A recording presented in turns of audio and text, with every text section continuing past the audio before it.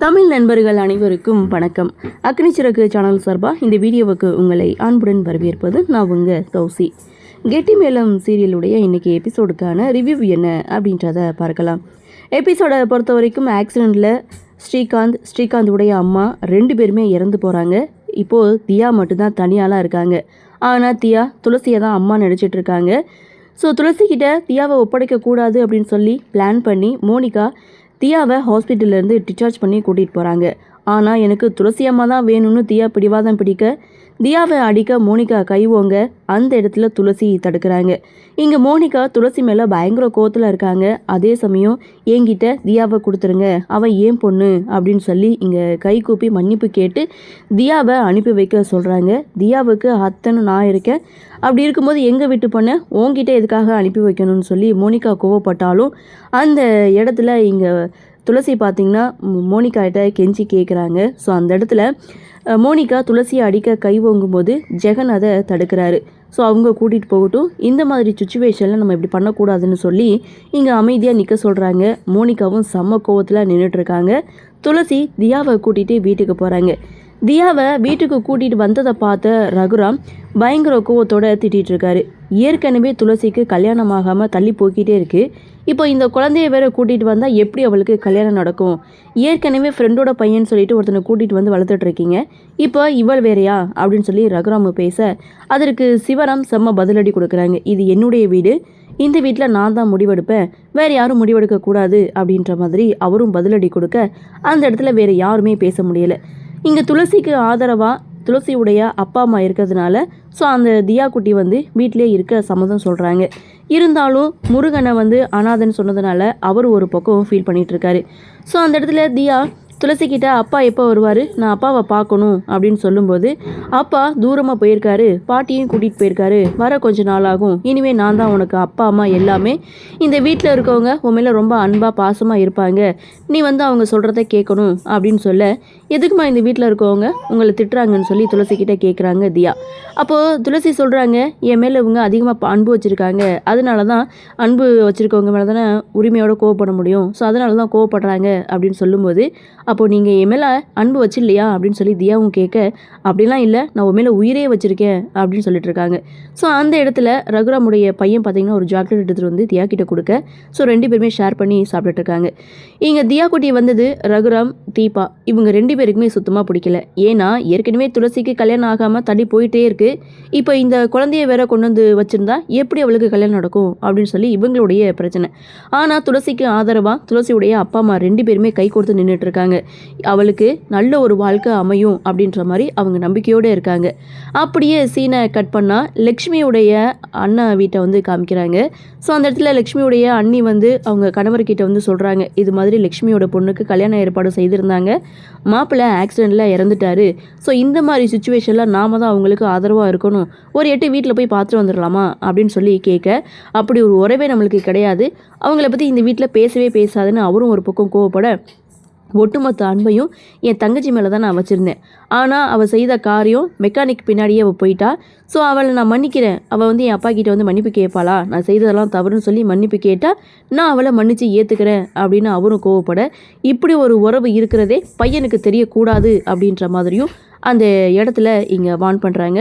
So okay அப்படின்ற மாதிரி இவங்களும் சைலண்ட்டாக நின்றுட்டுருக்காங்க. ஸோ இவங்க பையன் யார் அப்படின்னு எதிர்பார்த்துட்டு இருக்கும்போது அங்கே தான் ஒரு ட்விஸ்ட்டு, அவங்க பையன் வேறு யாரும் கிடையாது, அஞ்சலியை லவ் பண்ணுறதா அஞ்சலி பின்னாடி சுற்றிட்டு திரிகிறாருல கவின், இவங்க தான் அஞ்சலியோடைய மாமா பையன். அத்தை பொண்ணு தான் அஞ்சலி அப்படின்னு தெரியாமலே கவின் இங்கே அஞ்சலியை காதலிச்சிட்டு இருக்காங்க. அப்போது கவினுடைய அம்மா கேட்குறாங்க, காலேஜில் லீவ் விட்டாச்சு, சீக்கிரம் வருவேன்னு பார்த்தேன், ஏன் வரலை அப்படின்னு சொல்லி கேட்கும்போது இல்லை ஃப்ரெண்டோட வீட்டில் கல்யாணம், அங்கே போயிட்டு வந்தேன், ஆனால் கல்யாணம் நின்று போச்சு அப்படின்னு சொல்ல அந்த இடத்துல கவினுடைய அம்மா என்னாச்சுன்னு சொல்லி கேட்குறாங்க. அதை பற்றி அப்புறமா சொல்கிறேம்மா அப்படின்னு சொல்லி அந்த டாப்பிக்கை முடிக்கிறாங்க. அப்படியே சீனை கட் பண்ணால் இங்கே அஞ்சலி பார்த்திங்கன்னா இங்கே முருகன் சாப்பிடாம படுத்துடுறாரு. ஏன்னா ரகுராம் பண்ணாத அப்படின்னு சொன்னதுனால அவர் வருத்தப்பட்டுட்டு சாப்பிடாம படுத்துடுறாரு. அஞ்சலி தான் அவருக்கு சாப்பாடு கொண்டு வந்து கொடுக்குறாங்க. யார் என்ன சொன்னாலும் நீ தான் எனக்கு மூத்த அண்ணன் அப்படின்னு சொல்லி முருகனை சமாதானப்படுத்தி அஞ்சலி சாப்பிட வைக்கிறாங்க. அப்படியே சீனை கட் பண்ணா அடுத்து அஞ்சலி துளசி கிட்ட போய் பேசுகிறாங்க. உன்னுடைய கல்யாணத்தை நினச்சி அப்பா அம்மா எல்லாருமே ரொம்ப சந்தோஷப்பட்டாங்க. ஆனால் இப்படி ஆயிடுச்சு, இருந்தாலும் ஒன்றும் கவலைப்படாத, உனக்கு ஒரு நல்லது கண்டிப்பாக நடக்கும் அப்படின்ற மாதிரி இவங்களுடைய கன்வர்சேஷனை முடிக்கிறாங்க. அப்படியே சீனை கட் பண்ணால் இங்கே கவின் அஞ்சலிக்கு கால் பண்ணுறாங்க. காலேஜில் ஏதோ காம்படிஷன் நடக்குது போல். ஸோ அதை சொல்கிறதுக்கு இங்கே கவின் அஞ்சலிக்கு கால் பண்ணுறாங்க. ஆனால் அஞ்சலி அதில் கலந்துக்க மாட்டேன், வேணும்னா நீயே பேரை கொடுத்து கலந்துக்கோ அப்படின்னு சொல்லிட்டு ஃபோனை கட் பண்ணுறாங்க. அப்போ கவினுடைய அம்மா கவின் யோசிச்சுட்டு இருக்கதை பார்த்துட்டு என்னாச்சுன்னு சொல்லி கேட்கும்போது இது மாதிரி காலேஜில் ஒரு போட்டி வருது, ஆனால் அவங்க வீட்டில் நடந்த விஷயத்தை நினச்சி அவள் அந்த போட்டியில் கலந்துக்க மாட்டேன்னு சொல்கிறா. இப்போ என்ன பண்ணுறதுன்னு தெரியல அப்படின்னு சொல்லும்போது என்ன பண்ணுறதுன்னு தெரியல, நான் அப்படியே விட்டுறாமல் அவளுக்கு நீ தான் பக்க பலமாக துணையாக வந்து நிற்கணும் அப்படின்ற மாதிரி அட்வைஸ் பண்ணுறாங்க. அப்படியே சீனை கட் பண்ணால் இங்கே மோனிகா ரொம்பவே கோவப்படுறாங்க துளசி மேலே. ஏன்னா தியா பாப்பாவை கூட்டிகிட்டு போயிட்டாங்க. ஸோ இருந்தாலும் தியா பாப்பாவை கூட்டிகிட்டு போனாலும் அம்மா இல்லாத வருத்தம் இங்கே மோனிகாவுக்கு இருக்க தான் செய்யுது. மோனிகாவுக்கு சின்னதாக ஒரு சந்தேகம் வருது, நடந்தது ஒரு ஆக்சிடென்ட் கிடையாது, ஏதோ பிளான் பண்ணி தான் பண்ண மாதிரி இருக்குது அப்படின்னு மோனிகா ஒரு பக்கம் சந்தேகப்பட ஜெகனுக்கு பயம் வந்துடுச்சு. இவளை புரிஞ்சிக்கவே முடியல. ஒருவேளை உண்மையை சொன்னால் இவ எப்படி எடுத்துப்பா, இருந்தாலும் நம்ம மாட்டிக்க கூடாது, அதுக்கு நம்ம எந்த எக்ஸ்ட்ரீம் வேணாலும் போகலாம் அப்படின்ற மாதிரி ஜெகன் ஒரு பக்கம் யோசிக்கிறாங்க. இன்னொரு பக்கம் இந்த ஈஸ்வரமூர்த்தி என்ன பண்ணுறாங்க, போலீஸ் டாக்டர் இவங்க 2 பேரையும் கூப்பிட்டு வச்சு பேசிகிட்டு இருக்காங்க. அதை மீரா பார்க்குறாங்க. எப்போதும் வழக்கமாக போலீஸ் தான் வீட்டுக்கு வருவாங்க, இப்போ என்ன டாக்டர் வந்திருக்காங்க. ஸோ இவங்க பேசிக்கிறத வச்சு பார்க்கும்போது ஏதோ பெரிய சம்பவம் நடந்த மாதிரி இருக்குது, அது என்ன ஏதுன்னு கூடிய சீக்கிரம் கண்டுபிடிக்கணும் அப்படின்ற மாதிரி மீரா ஒரு பக்கம் பார்த்துட்டு மைண்ட் வைஸ் கொடுத்துட்ருக்காங்க. இன்னொரு பக்கம் ஈஸ்வரமூர்த்தி டாக்டர் அண்ட் போலீஸ் இவங்க 2 பேர்கிட்டையும் அந்த ஆக்சிடெண்ட் பண்ணது என் பையன் தான் அப்படின்றது எக்காரணத்தை கொண்டும் என் பையனுக்கு தெரியக்கூடாது, ஸோ நீங்கள் அதையே மெயின்டைன் பண்ணுங்கள் அப்படின்ற மாதிரி பேசிகிட்டு இருக்கும்போது வெற்றியுடைய என்ட்ரி. டாக்டரை பார்த்ததும் அந்த ஆக்சிடெண்ட் ஆன ஃபேமிலி திரும்ப வந்தாங்களா, அவங்க எப்படி இருக்காங்கன்னு சொல்லி கேட்கும்போது அதெல்லாம் ஒன்றும் பிரச்சனை கிடையாது, அவங்க அன்னைக்கே டிஸ்சார்ஜ் ஆகி போயிட்டாங்க, ஆனால் அதுக்கப்புறம் இங்கே திரும்பி வரல, ஒன்றும் ப்ராப்ளம் இல்லை அப்படின்ற மாதிரி சொல்லி சமாளிக்கிறாங்க. அப்போது வெற்றி அவங்க உண்மையிலேயே உயிரோட தான் இருக்காங்க அப்படின்னு சொல்லி நம்புகிறாங்க. அதோட கடவுளுக்கு ஒரு பக்கம் நன்றி சொல்கிறாரு வெற்றி. அப்படியே சீனை கட் பண்ணால் ஐயா காப்பாற்றுங்க அப்படின்னு சொல்லி ஒரு 10-15 பேர் இங்கே ஈஸ்வரமூர்த்தி வீட்டு முன்னாடி கூடி நிற்கிறாங்க. என்னதுன்னு பார்த்தா அவங்களுடைய வீடுகளை ஆக்கிரமிப்புன்னு சொல்லிட்டு இடிக்க போகிறதா இங்கே நோட்டீஸ் வந்து கொடுத்து வீட்டை வந்து இடிச்சிட்ருக்காங்க, நீங்கள் தான் எங்களை காப்பாற்றணும் அப்படின்னு சொல்லி வந்து நிற்கும்போது அந்த இடத்துக்கு வெற்றியை அனுப்பி வைக்கிறாங்க.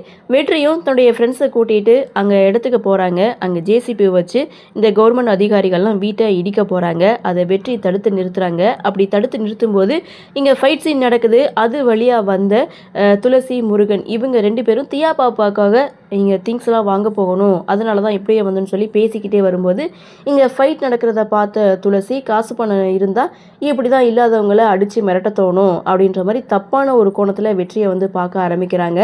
அந்த இடத்துல துளசியை பார்க்கும்போது ஏற்கனவே வெற்றி சொன்னார் இல்லையா, ஒரு பொண்ணை பார்க்கும்போது அதாவது முதல் தடவை பார்க்கும்போது அப்படியே வானத்தில் பறக்கிற மாதிரி இருக்கணும் அப்படின்னு சொன்னாங்களே, எஸ் இப்போது துளசியை முதல் தடவையாக இவங்க பார்த்துருக்காங்க.